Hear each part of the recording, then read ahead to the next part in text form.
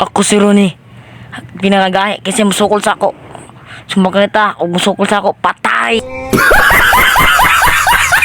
Abi naman na mga snack, pero ipaingkod nagbalik ana ni Sir kasabaan mi. Joke lang, wala na tawag kasabaan ni. Paingkod na mi kay napaistorya si Sir gikip. Amo sa lang tagwang cellphone. Ano? Ha?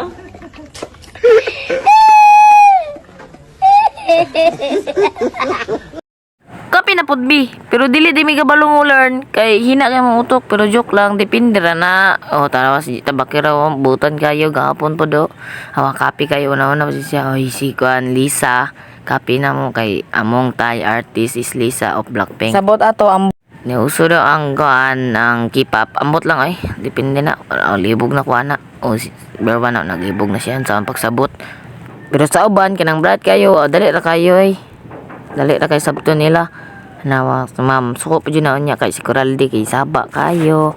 At ay patindugon pa na niya at lang. Sulat sa ta kay good student man ta sulat sa ta. Pero dili day. Ipatindog si Coraldi kay kuan man nagsaba-saba man siya panser siya ni ma'am ay kuan abi daw ni ma'am wala na minaw nagtabi man si Coraldi tanawa. Loy kay batabay. Kamo gyud guys pamina gyud mo. Parehas na ako good boy. Good boy da. Murag iro. Kapoy na si Coralde guys, so kapoy na kayo. Loy kay nga bata katugon na ako na lang ipatugo. Loy kayo. Kapoy mo daw siya tindog tanawa. Kapoy kayo, loy kayo. Sa maingon Coralde, wala lagi daw kay kapoy siya matulog sa daw siya. Pagkaon ra daw ako siya mulakaw na mi muli na mi. 10 years later. So guys, kibuutan na ta ato ginailabong basura.